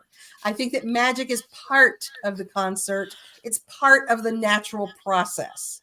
We Okay. are part of the natural process. Now, that being said, I do think the Yeah. universe has a scathing sense of humor. And I think it Yes. absolutely loves to show us our ass when we put it out there. So Right. when we make obvious mistakes, this is not one of those things of the Lord loves drunks and little children. When we Yeah. make mistakes, they're going to show up, and that's how we learn. So that's how I Yeah. approach that. Right. And you know what? And it's true. I'm gonna real segue real quick, like what you said that people pick apart. One time I was in this forum that it had to do with chickens. It was like a chicken thing because I have chickens. People on there, you have depending, and people will post questions, and then hopefully you get help. And it's like you said, or you make a comment, and then all of a sudden it's like, I know more, and you did not. And I was like, oh, whoa, whoa, whoa, whoa. I see exactly what you mean as far as that there's personalities Mm-hmm. that I'm right and you're wrong, and I'm gonna, I gotta let, how could you say that? Did you know that? And I was like, okay, sorry, I asked, forget it. But yeah, I know that personality style, what you're Yeah. talking about. And the reason why I asked that, like I said, I grew up in South Florida. Down South Florida, of course, you have the Santeria, you have the voodoo from the Haitians, if you have candomblé from the Brazilians and blah blah blah blah, and there's a lot of botanicas and stuff, and a couple of times I I went on investigations where really at the root of it was that somebody had tried to dabble, not really knowing what they were doing, and it kind of boomeranged on them. Mm-hmm. And then they were in a world of hurt and they didn't know how to get themselves out of it. Okay. And Yeah. sometimes, like you said, this thing about where you see, like you said, the TikTok witches, where you may dress or sound like you know what you're doing. How can you know how stupid actually makes something happen Mm-hmm. somehow or other? Yeah. And that's what I was wondering about, where you come across people like it's not that not to do it, but at the same time, they almost do it expecting that it's not really going to work, and Mm-hmm. then it does. Yeah. Some people just watch The Craft way too many times. Oh my god! Yeah, And yeah, yeah, yeah, it's true. It's true. yeah. So, one of the things that this is one place I really see people screw up a lot. And it's obvious thing that people would want. And one of my mentors told me, be careful when you invoke justice because it splatters. There you go. And people will want to invoke justice when Hmm. justice is not what they need.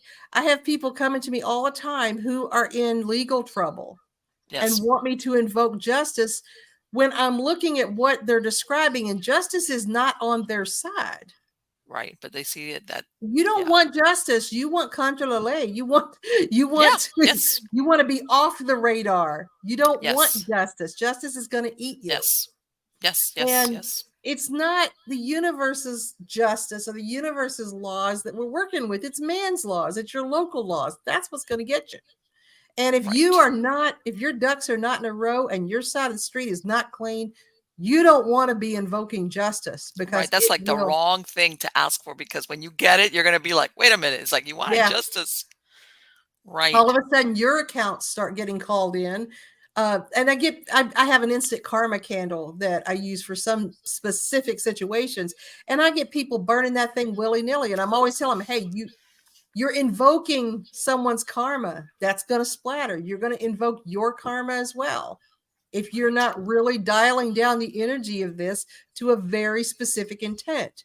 So look at the difference in having a trained witch who Exactly. knows how to That's my move that point. energy toward, and that's what, like my mama said, I told you that to tell you this, you know, Yeah. Well. having somebody who's trained in energy management Mm-hmm. and can direct that energy of karma to a specific situation versus let's just invite in the karma it's a Right. whole other thing. So Or maybe, like you said, hey, you know what? I don't want the justice. I just don't want the judge to find me guilty for my traffic ticket. So how can And we you know, fix that? that's real viable. I can't afford this right now. I don't want to miss Right. work to go to jail. Yeah. I'm claustrophobic. Keep me out of jail. That's Exactly. different than I Different. want justice. You don't want justice, baby. Yeah. You're the one that put those damn things in the glove Yeah. compartment. Justice is Didn't look you're at gonna, them. if you want justice, that judge might come in a bad mood that day. Right. But yeah, that's it. Let me ask you, it has been wonderful to speak to you, Katrina. Where can people go to find more information about what you do and your services and everything? I got a link tree. It's at Okay. katrinarasbold.com. So if you want to find me anywhere, my You know what? I gotta Patreon's look. there, You're the my second person Substack's that tells there. me about Linktree. Just katrinarasbold.com. Now my son told me about it. He's the one that Okay. keeps me honest. He's in his 40s and he's really Mr. Internet. And so he's the one that Okay. says, Mom, websites are not a thing anymore. Yeah, I You know. need a link tree. So he redid my website and got it all set up and everything. So katrinarasbold.com has me anywhere on the internet that you want to find me. That's fantastic. So I know you said you've written a lot of books. Are you working on anything right now? Oh, I just finished an 8-book fictional series that I started in 2013. 10 I, years. 10 years. I was giving birth for 10 years straight. And so it was 8 books and it's post-Arthurian fiction.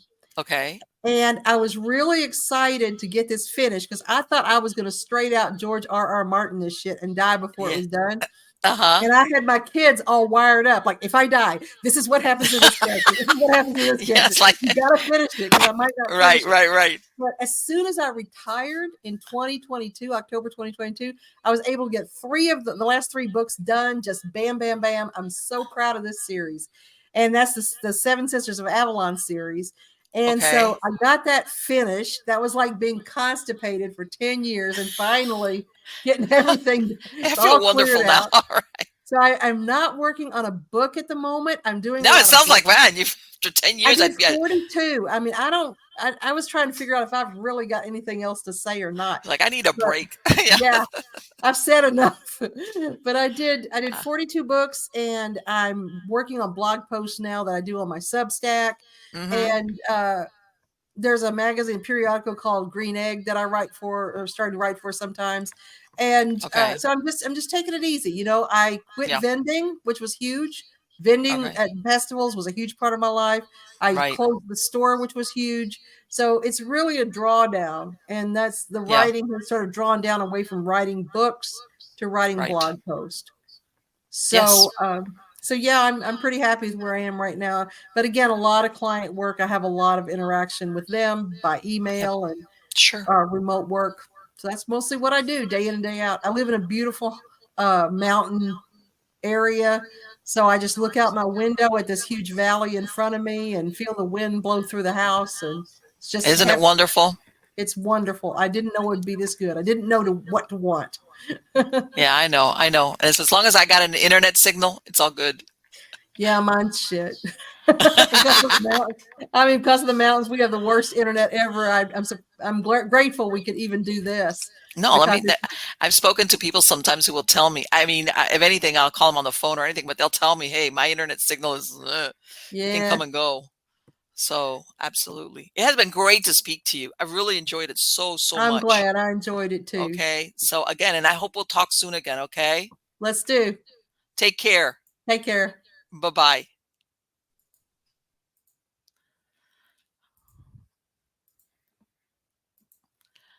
Wow. Let me tell you something. I hope you guys enjoyed it because I really enjoyed it. I love her sense of humor. That's why I was laughing through this whole interview. I was laughing. I was laughing because to me it was like I love her sense of humor. I hate to say it, and I know there's people out there that are gonna go. People as they get older, you get the wrong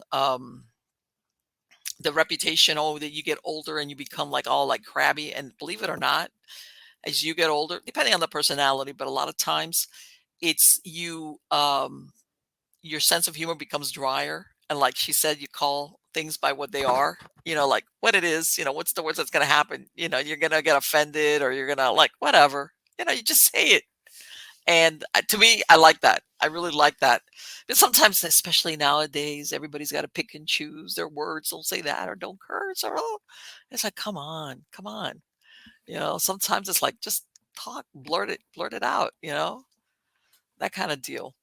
And one of the things that I wanted to point out, which we had when I asked her to come and be on the show, was, and I've mentioned this before, with all the technology that we have, all right, it's, you know, whether it's, the computer, um, GPS, everything.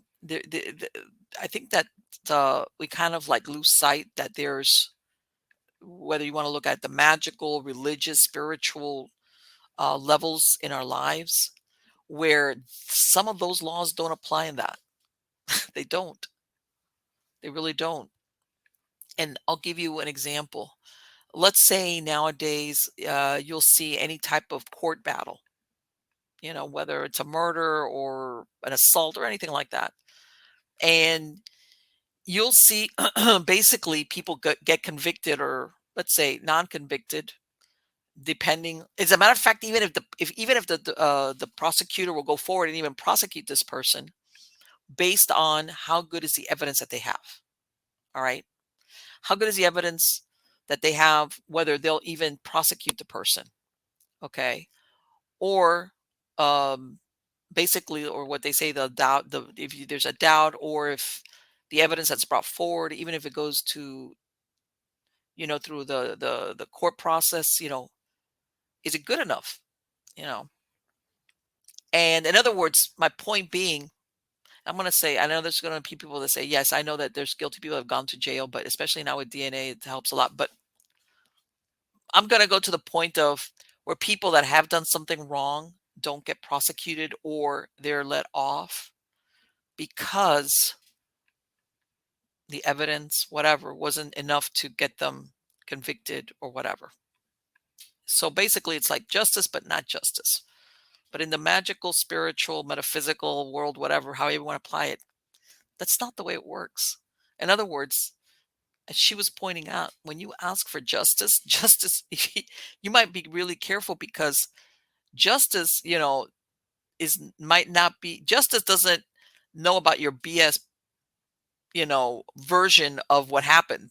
Justice is justice. In other words, there's no manipulation of what was done or not done, or said or not said, or the intentions, et cetera, et cetera. What I mean by intention is that sometimes bad things happen, or people do bad things, but that wasn't their intention. An accident, something happens, versus the person that intentionally goes out to do harm, whatever it might be, whether it's with the mouth, with action, whatever. So, in other words, you could go to the courts, which is technology, all of this, and you might get off. But in the magical world, those rules don't apply. Oh, that nobody could produce evidence, or produce a video of you doing or not doing this or whatever. Sometimes that doesn't work. It's two different things. And this is what why I was asking her about that, because, especially when you see these shows like the CSI Effect, which, by the way, it's like, um, you know, the CSI stuff, they make it look like ting, it's done. But anyway, as far as the timeline of how fast those things get done, we all kind of think that that's the way it is. Everything is, um, if it's found, let's say, like when you were talking evidence or confirmation or anything like that, that's really what counts. And there's a world that parallels that, where it doesn't. It doesn't. All right. And I think that it's that realm where, if you want to call it prayers, or what she does when she says she burns a candle for a certain outcome, which are the ones that defy this linear world that we live in, where if it can't be measured or recorded or produced or reproduced or witnessed, then hey, in that world, that doesn't matter sometimes. All right. Because it's what's done there is, and in a way, I understand that maybe that's why it's attractive to some people, because it makes you think, well, I can make things happen that normally would be impossible. Like what she was saying, this person that's not interested in me or doesn't want to be with me somehow in the world that we live in, it's not going to happen. But if I get somebody to do the spell work for me, I can get this person to love me or to come back to me or whatever. It's, in other words, it flows both ways. It's, and sometimes like she was saying, especially when it's, let's say, let's use that example of the thing where the somebody doesn't want to be with somebody else, and maybe they started and then one person's like, you're not the person for me, or maybe you want something, whatever. One person goes south and the other one's like, nah, you got to be mine. And she could do something, and maybe all it's going to result is like, man, we'll get together because I want to have sex, for lack of a better word. I'm horny, and then I don't want to ever see you again. And this person's like, hey. And in other words, they want to bend things to their will. All right. And in that, I'm going to use the word metaphysical. That metaphysical world. Yes, and the thing is, I know she told me she doesn't do dark magic as far as hurting people or anything like that. But I've seen, as a matter of fact, I know of where people have paid, like what she was talking about, that killing people or putting a hex on them so that they have an accident. I've heard of people paying thousands of dollars for that work. And by the way, they do find people that will take the money and do stuff that's pretty dark. All right. In other words, in this world of technology, wishing something on somebody doesn't do shit. In a magical or spiritual or metaphysical world, it does. And I don't know if you heard what she said about how sometimes people get hexed or cursed or negatively affected, even by strangers. And what I mean by that is sometimes when people know you or they have love, hate, there's a personal relationship, revenge, even among business people. It doesn't even have to be love. There's a dynamic there.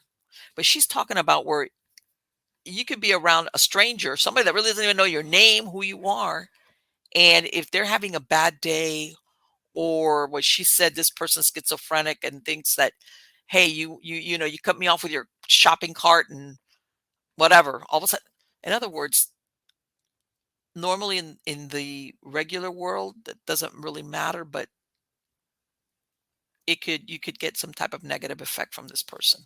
All right. Same thing what we talked about from a neighbor. Or what she said, the when that guy said about that this girl was stalking him.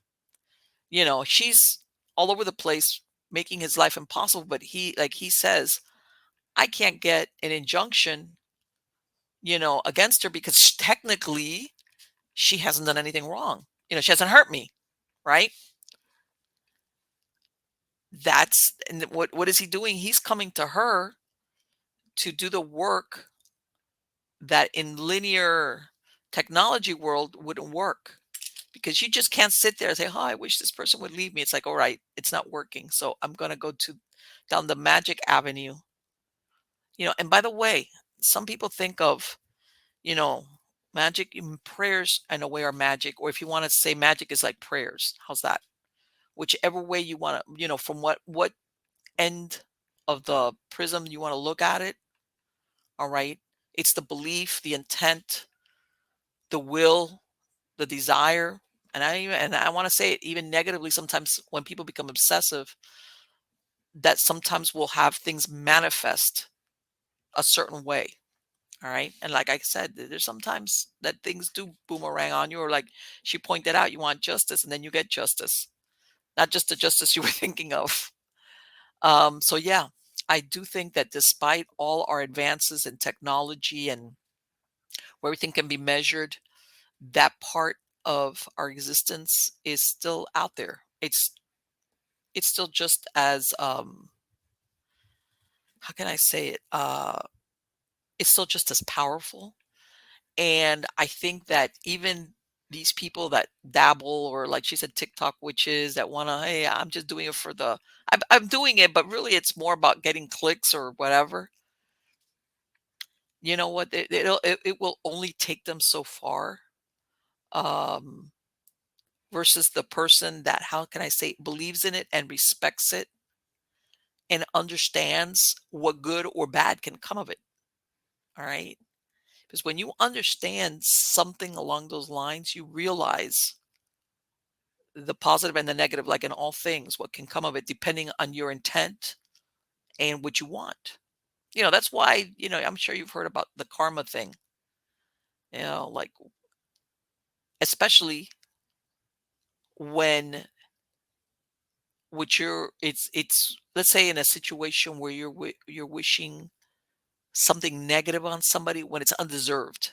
When I told her that there's a thin line between love and hate, and let's say somebody that you had this romance with or marriage or whatever, that's it, it's over, but they don't want to have anything more to do with you.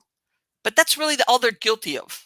Okay. Or let's go down the further. They were unfaithful to you and your relationship ended. And then you have this one person who wishes them dead. I loved you, but now I'm so mad at you that I hate you and I want to wish you dead. Let's face it, guys. Somebody doesn't want to be with you, or even if they were unfaithful to you, that person still doesn't deserve to be to be killed, to die. Like, hey, I hope whatever it is that you're somehow or other you're wishing that this would be the outcome for this person. That still doesn't justify it. That's why I'm saying that sometimes you have to be really careful about what you want. That saying, be careful what you wish for because you might just get it. And sometimes a lot of people, they put so much effort into that wish process that when they get it, it's not exactly how they wanted it. And it's because, what's that saying about revenge is what was it, a meal or a plate best served cold? Because when you're hot and you're mad, you ask for things that maybe if you were cooler, you'd be like, I'm mad, but that person doesn't deserve to die because they don't want to be with me, or because that person, was having an affair behind my back and cheated on me. Yeah, they're dirtbags. But whereas when you're hot under the collar, you could, you want a piano to fall on their head kind of deal. Um, yeah. And sometimes people don't realize that you can wish something hard enough, uh, or like she says that they come to her, that it's like, even if she would do it, if it was something dark like that, that it's like, do you really want that? And that's like, I think to be honest with you, I think I would only reserve that if somebody ever did something to one of my kids. That's it. That's when the gloves come off. It's like, that's where I would be like, yeah, you know what, whatever. I'll deal with the karma when I get it, if it ever comes my way. But outside of that, there's and I hate to say it, but I think also a lot of people, just like when you see with churches and religions and spiritual practices of different denominations, or even magic, that people take advantage of other people, um, of course taking money from them and promising what's undeliverable, or what's, um, how can I say it, it's like you're, this person is pretending to be spiritually deep or close to the source God, whatever, and they're everything but. And then they take advantage of desperate people, or people that have mental illness or behavior disorder, or they're just like, hey, I'm not going to take this anymore kind of deal, that kind of like ultimatum that they'll go to anybody, and if this person asks them to do this or do that and it's going to cost you, they'll pay it. And yeah, there's a lot of that out there. But anyway, guys, I hope you really liked this interview with Katrina. Please check out her website. Also in Linktree, I'm going to have a link to her website on the credits of the show, because that is the one positive thing about technology, is that, guess what? You can connect with her online. So until next time, don't forget to subscribe to me on my Substack newsletter. All right. mppellicer.com, miamighostchronicles.com. Again, links to everything, everywhere, all at once. Till next time, I've got a lot of interesting guests, and I hope to see you. Take care. Bye-bye.